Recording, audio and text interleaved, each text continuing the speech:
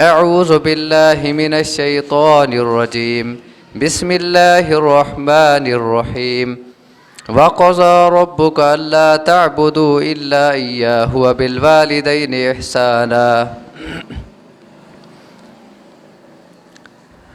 سورۃ بنی اسرائیل کی آیت کا کچھ حصہ آپ کے سامنے تلاوت کیا ہے۔ اس میں اللہ رب کائنات نے دو باتوں کا حکم دیا ہے۔ وَقَضَىٰ رَبُّكَ أَلَّا تَعْبُدُوا إِلَّا إِيَّاهُ، کہ تمہارے رب کا حکم ہے کہ عبادت صرف اسی کی کرو، اور وَبِالْوَالِدَيْنِ إِحْسَانًا،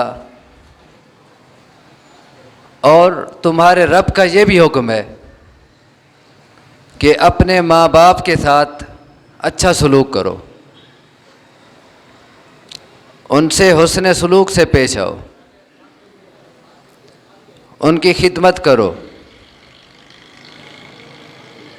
اس سے آپ اندازہ کریں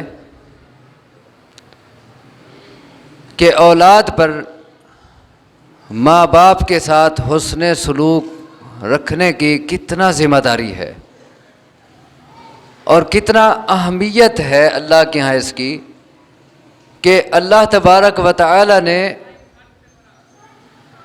اپنی عبادت کا حکم دینے کے بعد اور توحید کا حکم دینے کے بعد دوسرے نمبر پہ جو حکم دیا ہے وہ اپنے ماں باپ سے حسن سلوک کا ہے۔ اور صحیح بخاری کی ایک روایت سے بھی اسی اہمیت کا ہمیں پتہ چلتا ہے۔ عبداللہ بن مسعود رضی اللہ تعالیٰ عنہ کہتے ہیں کہ میں نے رسول اکرم صلی اللہ علیہ وسلم سے سوال کیا، ای العمل احب الی اللہ، اے اللہ کے رسول یہ بتائیں کہ اللہ کو سب سے زیادہ پیارا کون سا عمل لگتا ہے؟ آپ نے فرمایا الصلاۃ علی وقتہا، نماز ٹھیک وقت پہ ادا کرنا، یہ عمل اللہ کو سب سے زیادہ محبوب ہے۔ ہم میں سے کتنا لوگ ہیں جو نمازی ہیں لیکن وقت کا خیال نہیں کرتے، جماعت کا خیال نہیں کرتے، بے وقت نماز پڑھنی، اپنی مرضی سے جو جس کام میں لگے ہیں وہ کر لیں پھر پڑھ لیں گے۔ فرمایا اللہ کو سب سے زیادہ محبوب عمل جو ہے الصلاۃ علی وقتہا، نماز ٹائم پہ ادا کرنا۔ پڑھنی تو ویسے ہے لیکن وقت پہ ادا ہو جائے، اس سے نماز کی ویلیو بڑھ جاتی ہے، نماز کا جو اجر و ثواب ہے اس میں اضافہ ہو جاتا ہے۔ میں نے اور سوال کیا ثم ایون، اے اللہ کے رسول اس کے بعد اللہ کو سب سے زیادہ محبوب عمل کون سا ہے؟ فرمایا بر الوالدین، اپنے ماں باپ سے حسن سلوک سے پیش آنا، یہ عمل اللہ کو سب سے زیادہ محبوب ہے۔ اب اس سے بھی اندازہ کریں، آپ جانتے ہیں کہ دین اسلام میں جب کوئی شخص دائرہ اسلام میں داخل ہو جاتا ہے، سب سے بنیادی چیز جو اس پہ لاگو ہوتی ہے وہ نماز ہوتی ہے۔ قیامت کے دن سب سے پہلے نماز کا سوال ہونا ہے۔ اب نماز کے بعد رسول اللہ صلی اللہ علیہ وسلم جس بات کی تلقین کر رہے ہیں اور جس کام کو اللہ تبارک و تعالیٰ کا محبوب ترین عمل بتا رہے ہیں، وہ اپنے ماں باپ سے اچھے سلوک سے پیش آنا ہے، اور ماں باپ سے حسن سلوک سے پیش آنا یہ اللہ کے انبیاء کی صفت ہے۔ اللہ تبارک و تعالیٰ نے مختلف نبیوں کا تذکرہ کیا ہے قرآن مقدس میں۔ حضرت یحییٰ علیہ السلام کی صفات بیان کرتے ہوئے فرمایا وبرا بوالدیہ ولم یکن جبارا عصیا، کہ یحییٰ اپنے ماں باپ کا فرما بردار تھا، اپنے ماں باپ سے حسن سلوک سے پیش آنے والا تھا، اور وہ ظالم اور نافرمان نہیں تھا۔ حضرت عیسیٰ علیہ السلام جب ماں کی گود میں تھے اور ان کی ماں پہ مریم علیہ السلام پہ جب تہمت لگ گئی تھی، اللہ تبارک و تعالی نے عیسیٰ علیہ السلام کو جب بلوایا تھا ماں کی گود میں، تو اس وقت ان کے لفظ کیا تھے؟ عیسیٰ علیہ السلام نے اس وقت کیا کہا تھا؟ قرآن نے اس کا نقشہ کھینچا ہے، ان کے الفاظ نقل کیے ہیں۔ وَجَعَلَنِي مُبَارَكًا أَيْنَمَا كُنْتُ، میں جہاں بھی ہوں اللہ نے مجھے بابرکت بنایا ہے۔ عیسیٰ علیہ السلام کہہ رہے ہیں، دودھ پیتا بچہ بھی، میں جہاں بھی ہوں اللہ نے مجھے مبارک بنایا ہے۔ وَأَوْصَانِي بِالصَّلَاةِ وَالزَّكَاةِ ما دمت حیا، اور جب تک میری جان میں جان ہے، جب تک یہ رمق باقی ہے، جب تک سانس چل رہے ہیں، میرے رب نے مجھے وصیت کی ہے، مجھے حکم دیا ہے کہ میں نماز پڑھتا رہوں، زکوٰۃ دیتا رہوں۔ ابھی دودھ پیتا بچہ ہے۔ اور اگلے لفظ وَبَرًّا بِوَالِدَتِي، اور میرے رب نے مجھے ماں باپ کا فرما بردار بنایا ہے، اپنی ماں کا، کیونکہ ان کا باپ تو نہیں تھا، والدہ تھی، میرے رب نے مجھے میری ماں کا فرما بردار بنایا ہے۔ وَلَمْ يَجْعَلْنِي جَبَّارًا شَقِيًّا، اور اللہ نے مجھے ظالم اور بدبخت نہیں بنایا۔ اللہ کی عبادت نہ کرنا اور اپنے ماں باپ کا نافرمان ہو جانا، یہ بدبختی ہے۔ خوش نصیبی کیا ہے کہ انسان اللہ کا بھی فرما بردار ہو اور اپنے ماں باپ کا بھی فرما بردار۔ اور اتنا حد تک تاکید ہے کہ وَإِن جَاهَدَاكَ عَلَىٰ أَن تُشْرِكَ بِي مَا لَيْسَ لَكَ بِهِ عِلْمٌ فَلَا تُطِعْهُمَا وَصَاحِبْهُمَا فِي الدُّنْيَا مَعْرُوفًا، اگر آپ کے ماں باپ کافر ہیں، مجوسی ہیں، یہودی ہیں، ہندو ہیں، عیسائی ہیں، تو ان کی کفریہ اور شرکیہ بات میں تو ان کی بات نہیں ماننی۔ اگر وہ آپ کو بھی کہتے ہیں کہ آپ یہودی بن جائیں، عیسائی بن جائیں، ہندو بن جائیں، ان کی یہ بات تو تسلیم نہیں کرنی۔ لیکن وَصَاحِبْهُمَا فِي الدُّنْيَا مَعْرُوفًا، دنیا کے معاملات میں وہ آپ کے ماں باپ ہیں، ان سے حسن سلوک سے پیش آنا ہے، چاہے وہ کافر، یہودی، عیسائی کیوں نہیں ہے۔ آپ کے والدین ہیں، دنیاوی معاملات میں ان کی خدمت کرنی ہے، ان سے حسن سلوک سے پیش آنا ہے، ان کو جھڑکنا نہیں ہے۔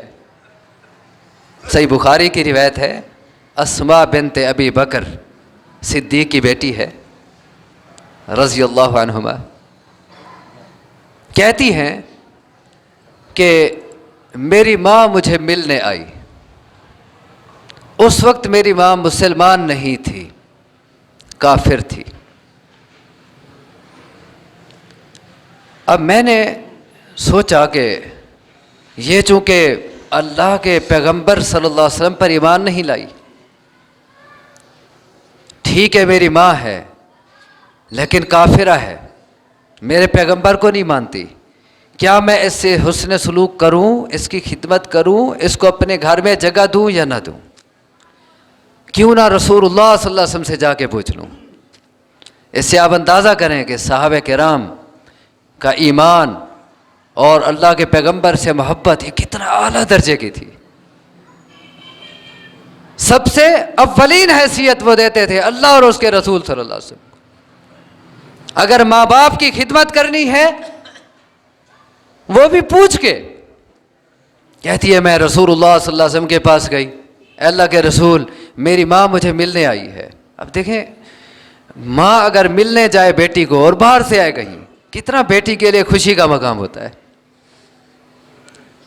لیکن ادھر رسول اللہ صلی اللہ علیہ وسلم سے پہلے پوچھا جا رہا ہے، اے اللہ کے رسول میری ماں مجھے ملنے آئی ہے، آپ جانتے ہیں وہ مسلمان نہیں ہے، اس نے آپ کا کلمہ نہیں پڑھا، افا اصلھا، کیا میں اس سے صلہ رحمی کروں، کیا میں اس سے حسن سلوک سے پیش آؤں، اسے اپنے گھر میں جگہ دوں، اس کی خدمت کروں؟ فرمایا نعم، فرمایا ہاں وہ تیری ماں ہے، اس سے اچھا سلوک کر۔ ٹھیک ہے مسلمان نہیں ہے، وہ اس کا اپنا کردار ہے، اس کا اپنا فعل ہے، وہ خود حساب دے گی اللہ کو، لیکن تیری ماں ہے، دنیا کے معاملے میں تو نے اس سے اچھا سلوک کرنا ہے، اس کی خدمت کرنی ہے، کیونکہ اس کے بغیر اللہ کی رضا مل نہیں سکتی۔ آپ لاکھ اللہ کی باتیں کر لیں، جب تک آپ کے ماں باپ آپ پہ ناراض ہیں آپ اپنے رب کو نہیں منا سکتے۔ اللہ روٹھ جاتا ہے جب تک آپ کے ماں باپ روٹھے ہوئے آپ سے۔ رسول اللہ صلی اللہ علیہ وسلم کی حدیث ہے، رضا ربی تبارک و تعالی فی رضا الوالدین وسخط اللہ تبارک و تعالی فی سخط الوالدین۔ اگر آپ کے ماں باپ آپ پہ راضی ہیں تو اللہ بھی راضی ہوگا، اگر آپ اپنے ماں باپ کو ناراض کر رہے ہیں تو اللہ سے رضا کی امید نہ رکھیں، اللہ بھی آپ پہ ناراض ہے۔ اور اتنا اہمیت ہے ماں باپ کی فرما برداری کی، ایک طرف اللہ کی عبادت ہے، دوسری طرف ماں باپ کی فرما برداری اور خدمت ہے، اس کی اہمیت زیادہ ہے۔ ایک طرف نفلی عبادت ہے، دوسری طرف ماں باپ کا حکم آ گیا، نفلی عبادت چھوڑ دو، پہلے ماں باپ کی اطاعت کرو، ان کے فرمان کو پہلے اہمیت دو۔ صحیح بخاری میں واقعہ آتا ہے، ایک اللہ کا بہت بڑا ولی تھا، رسول اللہ صلی اللہ علیہ وسلم نے یہ واقعہ بیان کیا، پہلی امتوں ایک ولی تھا اللہ کا، جریج اس کا نام تھا، بہت بڑا عبادت گزار، الگ تھلگ رہتا تھا۔ ایک دن وہ اپنی عبادت خانے میں عبادت کر رہا تھا، اس کی ماں آئی، دروازے پہ کھڑے ہو کے اس نے بلایا جریج۔ اب حدیث کے لفظ ہیں، وہ دل میں سوچنے لگا کہ اب میں کیا کروں، نماز میں کھڑا ہوں، کیا میں اپنی ماں کی بات سن کے اس کے پاس جاؤں یا نماز پوری کروں؟ پھر دل نے فیصلہ کیا نہیں، تو نماز میں کھڑا ہے، نماز پوری کر۔ اب وہ نماز میں کھڑا ہے، ماں کا پھر حکم ہوا یا جریج، پھر اس نے دل میں دونوں باتیں سوچیں، پھر نماز کو ترجیح دی۔ تیسری بار جب ماں نے بلایا، اندر سے جریج کی کوئی آواز نہ آئی، کوئی جواب نہ آیا، ماں غصے ہو گئی، غصے میں اس نے بد دعا کر دی کہ جریج تجھے اس وقت تک موت نہ آئے جب تک تو کسی گندی عورت کا منہ نہ دیکھے۔ بس ادھر بد دعا کرنی تھی، ادھر ایسے پوری ہوئی کہ ایک بدکارہ عورت، اس نے جریج کو اپنی طرف راغب کرنا چاہا، اللہ کا ولی تھا، انکار کر دیا، غصے میں آ گئی، کسی اور چرواہے کے پاس گئی، بچہ ہوا، لوگوں نے پوچھا یہ کہاں سے آ گیا، کہا یہ جریج کا ہے، لوگ دوڑے ہوئے آئے ہیں، ادھر ہمارے سامنے اللہ کا ولی ہے، اندر یہ کام ہے۔ اس کا عبادت خانہ گرا دیا، اسے باہر نکالا، اسے برا بھلا کہا۔ جریج اللہ کا ولی تھا، نیک انسان تھا، بالکل پاک تھا، اس پہ الزام تھا۔ اب اس نے سوچا کہ اب راستہ دنیا میں تو کوئی نہیں ہے، سارے لوگ مخالفت میں آ گئے ہیں، سب نے اس بدکارہ عورت کی بات مان لی ہے، اب کون میری سنے گا؟ فوراً کیا کیا؟ اللہ سے رابطہ کیا۔ یہ اللہ کے ولیوں کا طریقہ ہے کہ جب مشکل میں پھنسو ادھر رابطہ کرو، وہ مشکلات دور کرتا ہے۔ یہ وہ اللہ کا ولی ہے جس کی ولایت کی گواہی اللہ کے پیغمبر دے رہے ہیں۔ کیا کیا؟ فوراً وضو کیا نماز کا، نماز پڑھی، دگانہ ادا کیا، اور پھر وہ بچہ جس کا الزام لگایا گیا تھا اس بچے کے سر پہ ہاتھ رکھا، اسے کہا من ابو کا، اے بچے تیرا باپ کون ہے؟ وہ بچہ بول پڑا۔ اسی حدیث کے لفظ ہیں کہ صرف 3 بچے دودھ پیتی عمر میں بولے ہیں، ان میں ایک یہی بچہ تھا جسے جریج نے اللہ کے حکم سے بلوایا۔ من ابو کا، تیرا باپ کون ہے؟ بچہ بول پڑا کہ میرا باپ فلاں آدمی ہے، اسی چرواہے کا نام لیا۔ جب لوگوں نے یہ دیکھا کہ یہ تو بدکار عورت نے جھوٹ بولا ہے، یہ تو جریج پہ الزام تھا، اب وہ منت سماجت کرنے لگے، جی ہمیں حکم دو ہم تمہارا گھر دوبارہ بنا دیں اور سونے کا بنا دیں۔ انہوں نے کہا نہیں، مجھے وہی مٹی کا گھر چاہیے۔ انہوں نے پھر بنا دیا۔ بات چل رہی تھی کہ ماں کی بددعا اللہ کے ولی کو بھی لگ گئی، حالانکہ وہ نماز میں کھڑا تھا، وہ ماں کا نافرمان نہیں تھا۔ یہ تصور ہی نہیں ہو سکتا کہ اللہ کا ولی ہو، نیک انسان ہو، اور ادھر اپنی ماں کا نافرمان ہو۔ ماں کا فرما بردار ہے، حسن سلوک سے پیش آنے والا ہے، لیکن ایک بات نہیں تسلیم کی، نماز میں کھڑے ہونے کی وجہ سے ماں کی بددعا لگ گئی۔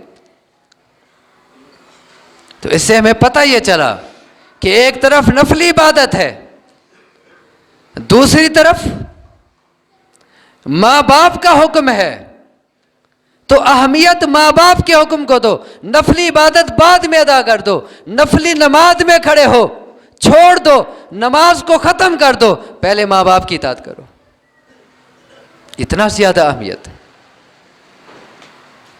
اور یہ ماں باپ سے حسن سلوک، ان کی خدمت، یہ ایک ایسی چیز ہے کہ یہ آپ کی عمر میں، آپ کے رزق میں برکت کا ذریعہ بنتی ہے۔ صرف آخرت کے فوائد نہیں، اس کے دنیا میں بھی اس کے فائدے سامنے آتے ہیں۔ رسول اللہ صلی اللہ علیہ وسلم کی حدیث ہے، من سرہ ان یمد لہ فی عمرہ ویزاد فی رزقہ فلیبر والدیہ ولیصل رحمہ۔ جو شخص چاہتا ہے کہ اس کی عمر میں برکت ہو، اور جس کی یہ خواہش ہے کہ اس کے رزق میں اضافہ ہو، وہ 2 کام کرے۔ جو اپنی زندگی میں برکت چاہتا ہے، زندگی میں وہ نحوستے نہیں چاہتا، وہ بے برکتیوں سے، بدبختیوں سے بچنا چاہتا ہے، وہ اپنی زندگی میں برکتیں حاصل کرنا چاہتا ہے اور رزق میں اضافہ چاہتا ہے، 2 کام کر لے۔ کون سے؟ فَلْيَبَرَّ وَالِدَيْهِ، اپنے ماں باپ سے حسن سلوک سے پیش آئے، ماں باپ کی خدمت کرے، وَلْيَصِلْ رَحِمَهُ، اور اپنے دوسرے رشتہ داروں سے بھی بنا کے رکھے۔ اس کی زندگی کی مشکلات ٹل جائیں گی، اس کی زندگی میں برکتیں حاصل ہوں گی، اللہ اسے رزق کی دولت سے مالا مال کرے گا۔ یہ وعدہ ہے اللہ کا۔ اللہ کے پیغمبر صلی اللہ علیہ وسلم اللہ کی واہی سے بولتے ہیں، یہ اللہ کا وعدہ ہے۔ آپ اگر دنیاوی مشکلات میں گھرے ہوئے ہیں، اپنے ماں باپ کی خدمت کریں، حسن سلوک سے پیش آئیں، پھر اللہ سے دعائیں مانگیں، پھر دیکھیں کیسے اللہ آپ کی مشکلات کو ٹالتا ہے۔ وہ مشہور واقعہ ہے صحیح بخاری میں، سکول کی کتابوں میں بھی، وہ واقعہ درج ہے۔ رسول اکرم صلی اللہ علیہ وسلم فرماتے ہیں کہ 3 شخص جا رہے تھے، راستے میں تیز بارش شروع ہو گئی، طوفان آ گیا، وہ ایک پہاڑ کے غار میں چلے گئے۔ اتفاق ایسا ہوا کہ جب وہ غار میں گئے، طوفان تھا، ایک بہت بڑی چٹان اوپر سے لڑھک کے غار کے منہ پہ آ گئی اور غار بالکل بند ہو گئی، حتیٰ کہ اندر روشنی بھی نہیں جا سکتی تھی، بالکل غار کا منہ بند ہو گیا۔ اب جب طوفان تھم گیا، بارش رک گئی، ان تینوں نے باہر نکلنا چاہا، غار کا منہ بند تھا۔ اب انہوں نے مل کے زور لگایا کہ کسی طرح اس پتھر کو ہٹائیں، لیکن وہ پہاڑ کی چٹان تھی بہت بڑی، پتہ نہیں کتنا من وزنی ہوگی، وہ اس چٹان کو نہ ہٹا سکے۔ بالآخر وہ غار کے اندر موت کا انتظار کرنے لگے، اب ہماری یہی قبر بننا بنے۔ پھر آپس میں کہا کہ کیوں نہ اللہ تبارک و تعالیٰ سے دعا کریں، وہ اس چٹان کو، اس پتھر کو ہٹا سکتا ہے۔ اور آپس میں مشورہ یہ کیا کہ ہم نے اپنی زندگی میں جو کام صرف اللہ کی رضا کے لیے کیے تھے، اللہ کے سامنے وہ عمل پیش کرتے ہیں آج۔ اب بات مختصر کرتے ہیں، تینوں نے اپنی اپنی نیکیاں اللہ کے سامنے پیش کی۔ ایک نے کہا کہ اے اللہ، ایک مجبور عورت میرے پاس آئی تھی، رشتہ دار تھی، اس نے مجھ سے کچھ امداد مانگی، میں نے اس کی مجبوری سے فائدہ اٹھاتے ہوئے اسے بدفعلی کی دعوت دی، اس نے مجھے کہا کہ اتق اللہ، اللہ سے ڈر جا۔ اے اللہ، تجھے پتہ ہے کہ تیرا نام سنتا گیا میں ڈر گیا، میرے جسم پہ کپ کپی طاری ہو گئی، حالانکہ موقع تھا، تنہائی تھی، لیکن محض تیرے ڈر سے اے اللہ میں نے اسے جانے دیا اور ایسے ہی اس کی امداد کر دی۔ یہ کام میں نے صرف تیری رضا کے لیے اور تیرے ڈر سے کیا تھا۔ اے اللہ، اگر میرا یہ عمل تجھے پسند ہو، تجھے قبول ہو، تو اس مشکل کو ہم سے ٹال دے۔ اس کی یہ دعا کرنے کی دیر تھی کہ وہ پتھر تھوڑا سا ہٹ گیا اور غار کے اندر تھوڑی تھوڑی روشنی آنے لگ گئی۔ ایک اور نے کہا اے اللہ، میں نے اپنے پاس ایک مزدور کھڑا کیا تھا، اس سے مزدوری طے کی، جب وہ کام مکمل کر چکا میں نے طے شدہ مزدوری اسے دی، اس نے کہا یہ تو کم ہے، میں نے کہا اتنا طے تھی، اس نے کہا نہیں یہ تھوڑی ہے، میں نے کہا بس یہی ہے، وہ چھوڑ کے چلا گیا۔ اے اللہ، میں نے اس کی اس مزدوری کو جتنا مقرر تھی اس کو کاروبار میں لگا دیا، بڑھتے بڑھتے بڑھتے اسی معمولی سی اجرت سے بہت سارا مال اکٹھا ہو گیا، جائیداد بن گئی، اس میں اونٹ تھے، بکریاں تھیں، گائیں تھیں، نوکر چاکر تھے، وہ تھوڑی سی اجرت سے اتنا مال بن گیا۔ ایک دن وہی شخص مجبور ہوا، میرے پاس آیا، میں نے ایک دن تیرے پاس مزدوری کی تھی، میری اجرت تھی تیرے پاس، میرے اب تنگی کے حالات ہیں، مجھے وہی دے دے جو میں چھوڑ کے چلا گیا تھا۔ میں نے اسے کہا یہ جتنا مال ہے نا، یہ سارے جانور کھڑے ہیں، یہ نوکر چاکر ہیں، یہ سارے لے جاتے رہے۔ اس نے کہا مجھ سے مذاق کرتا ہے۔ میں نے کہا نہیں، یہ تیرے ہیں سارے، میں نے تیری اجرت سے کاروبار کیا ہے اور اس میں یہ سارا مال بن گیا ہے۔ وہ تمام جانور اور نوکر چاکر لے کے چلا گیا، اس نے پوچھا تک نہیں بھی تو کچھ رکھے گا کہ نہیں، اس نے ایک جانور بھی میرے نہیں چھوڑا، سارے لے کے چلا گیا۔ اے اللہ میں نے یہ امانت داری سے یہ کام صرف تیری رضا کے لیے کیا تھا، اللہ اگر یہ تجھے قبول ہو تو یہ مصیبت ہم سے ٹال دے۔ آپ فرماتے ہیں کہ وہ پتھر کچھ اور ہٹ گیا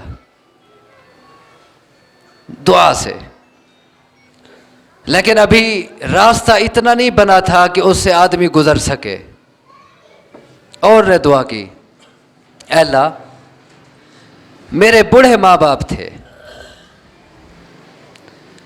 میں ان کی خدمت کیا کرتا تھا، میں اپنے بیوی بچوں پر ان کو ترجیح دیتا تھا، اور اتنا حد تک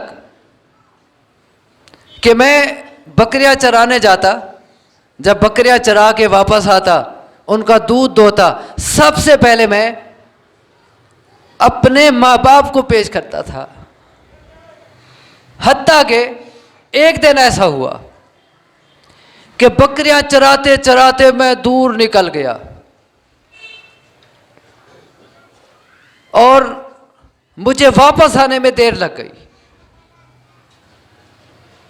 جب میں واپس آیا رات کا کچھ حصہ گزر چکا تھا، میں نے آگے دیکھا کہ میرے ماں باپ سو چکے ہیں۔ اب میں نے بکریوں کا دودھ دویا، دودھ پیالے میں ڈال کے اپنے ماں باپ کے سرانے کھڑا ہو گیا وہ دودھ لے کے۔ میرے بچے روتے رہے بھوک کی وجہ سے، لیکن میں نے ان کو پہلے نہیں دیا، میں نے کہا نہیں پہلے میں اپنے ماں باپ کو دوں گا، اور ادھر ان کو اٹھایا بھی نہیں کہ ان کے آرام میں خلل نہ آ جائے۔ کھڑا رہا، صبح ہو گئی، میرے ماں باپ اپنی مرضی سے اٹھے، میں نے پہلے ان کو دودھ پیش کیا، بعد میں اپنے بچوں کو دیا۔ اے اللہ میں نے یہ کام صرف تیری رضا کے لیے کیا تھا، اے اللہ اگر میرا یہ عمل تجھے پسند ہو تو اللہ اس مشکل کو ہم سے ٹال دے۔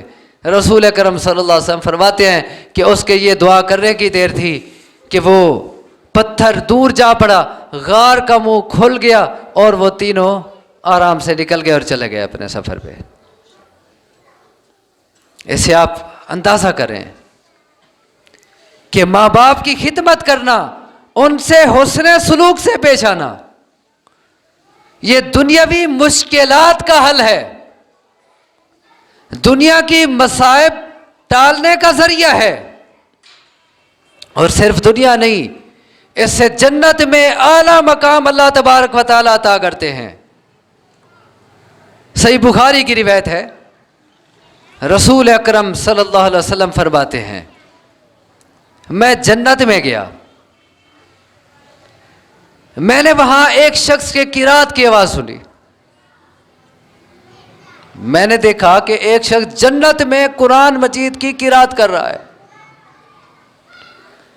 میں نے پوچھا من ھذا، یہ کون ہے؟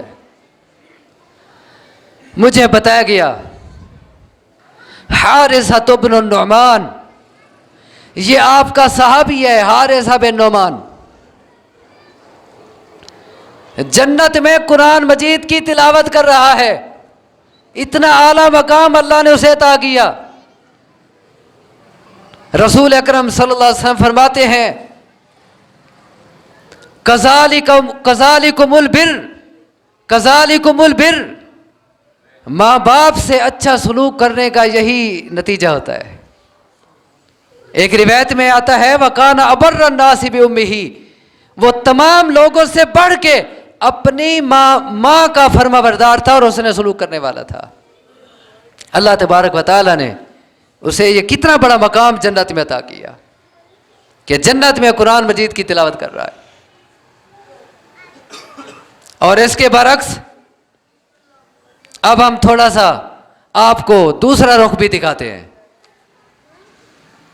ایک طرف ماں باپ کی خدمت، حسن سلوک، فرما برداری دنیا آخرت کی اچھائی کا ذریعہ ہے، اور دوسری طرف اگر کوئی شخص اپنے ماں باپ کا نافرمان ہے، ان سے بدسلوکی کرتا ہے، ان کو جھڑکتا ہے، ان سے اچھے سلوک سے پیش نہیں آتا، اس کے بارے میں بڑی وعیدیں ہیں رسول اکرم صلی اللہ علیہ وسلم کی۔ ایک روایت میں ہے ملعون من عمل عمل قوم لوط، ملعون من ذبح لغیر اللہ، ملعون من عق والدی۔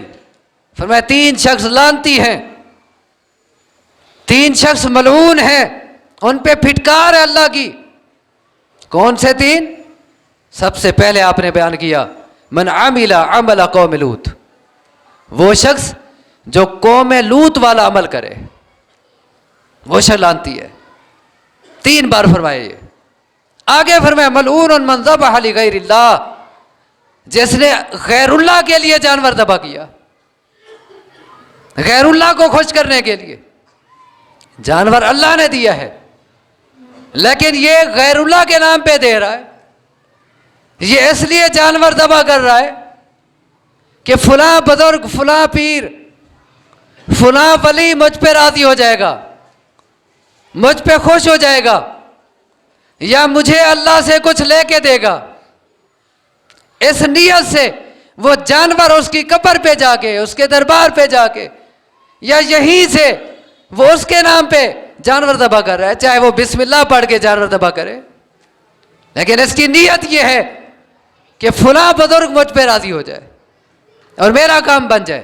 فرمایا یہ شے لعنتی ہے۔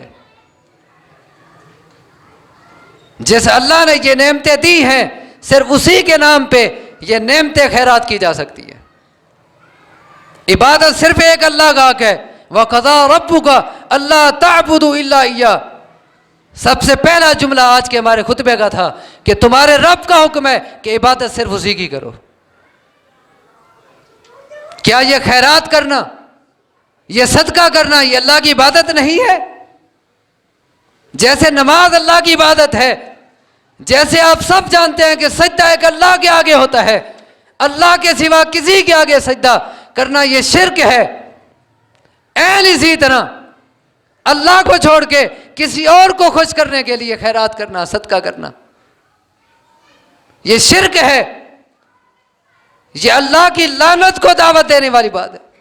ملعون من ذبح لغیر اللہ۔ تیسرے نمبر پہ فرمایا ملعون من عق والدی، وہ شخص بھی لعنتی ہے جو اپنے ماں باپ کا نافرمان ہے۔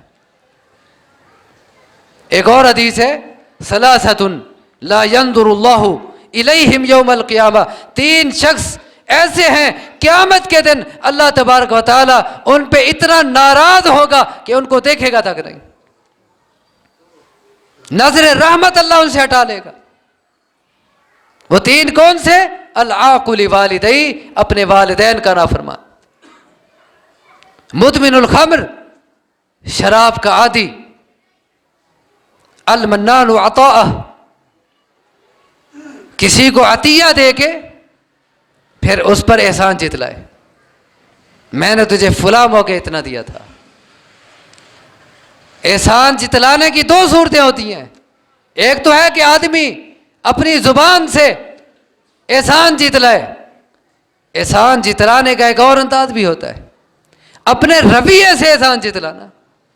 کسی کو کچھ دے رہا ہے، اب اس سے رویہ ایسا رکھتا ہے اسی وقت دیتے ہوئے یا کسی اور موقع کہ اس کو کراہت سے دیکھنا، اس کو اپنے سے کم تر سمجھنا، اس کو گھٹیا نگاہوں سے دیکھنا، یہ بھی احسان جتلانا۔ یہ شخص ایسا ہے کہ قیامت کے دن اللہ تبارک و تعالیٰ اس کو نظر رحمت سے نہیں دیکھے گا۔ ثلاثۃ لا يدخلون الجنہ، رسول اللہ صلی اللہ علیہ وسلم کی ایک اور حدیث ہے، تین شخص ہیں جنت میں نہیں جائیں گے۔ کون سے؟ العاق لوالدی، اپنے ماں باپ کا نافرمان، پھر وہی پہلا لفظ، اور دوسرا والدیوس، وہ شخص جو اپنے بیوی بچوں کو بے حیائی کے کام کرتے دیکھتا ہے،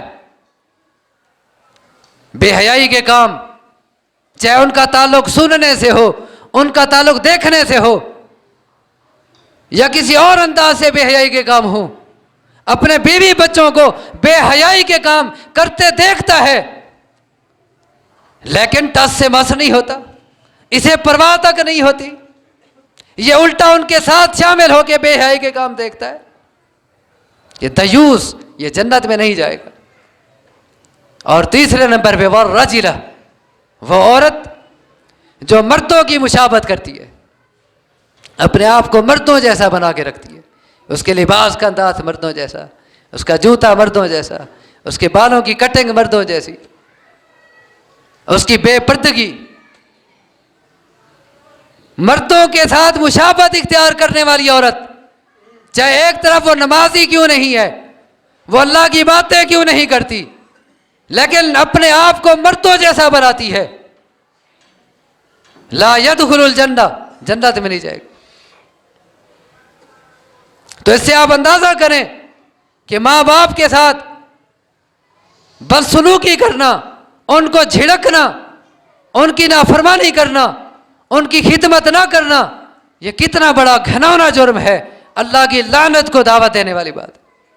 صحیح مسلم کی روایت ہے، رسول اللہ صلی اللہ علیہ وسلم نے 3 بار فرمایا راغب انفو، راغب انفو، راغب انفو، وہ آدمی ذلیل و خوار ہو جائے، اس کی ناک مٹی میں مل جائے، خاک آلود ہو جائے۔ قیل من یا رسول اللہ، لوگوں نے پوچھا اے اللہ کے رسول کون ایسا شخص ہے جس کے لیے آپ یہ بد دعا کر رہے ہیں؟ فرمایا من ادرک والدیہ عند الکبر او احدہما ثم لم يدخل الجنہ، وہ شخص جس نے اپنے ماں باپ کو، دونوں کو یا ان 2 میں سے کسی ایک کو بڑھاپے کی حالت میں پایا، اب اس کے پاس ایک بہت بڑا موقع تھا جنت میں جانے کا، جیسا کہ ایک اور حدیث میں فرمایا تھا ہما جنتو کا نارک، تیرے ماں باپ تیری جنت ہیں یا تیری جہنم ہے، اگر خدمت کرے گا جنت ہے، اگر بدسلوکی کرے گا جہنم ہے۔ فرمایا جس کو والدین بڑھاپے کی حالت میں ملے، دونوں یا ایک، جنت میں جانے کا بہترین موقع اس کے ہاتھ میں تھا، لیکن لم يدخل الجنہ، وہ اس موقع کو ضائع کر بیٹھا، ماں باپ کی خدمت نہیں کی، حسن سلوک سے نہیں پیش آیا، ان کو بوجھ سمجھا، وبال سمجھا اپنے لیے، راغب انفو، یہ شخص ذلیل و خوار ہو جائے، تباہ ہو جائے، رسوا ہو جائے۔ اللہ سے دعا ہے مجھے آپ کو سمجھنے کی عمل کی توفیق عطا فرمائے۔ اقول قولی ھذا واستغفر اللہ لی ولکم وآخر دعوانا ان الحمد للہ رب العالمین۔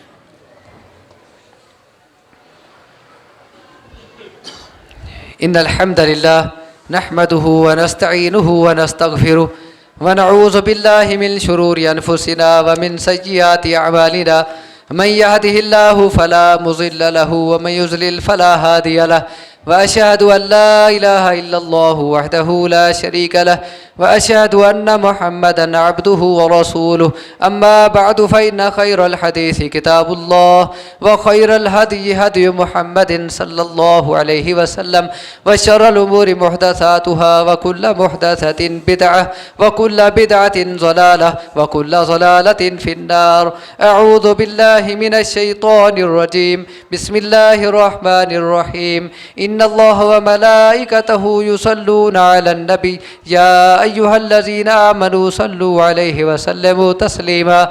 ایک اور حدیث ماں باپ کے حوالے سے، ماں باپ سے بدسلوکی سے پیش آنا اور ان پر حکم چلانا، ان کو اپنے سے کمتر سمجھنا، یہ قیامت کی نشانیوں میں سے ہے۔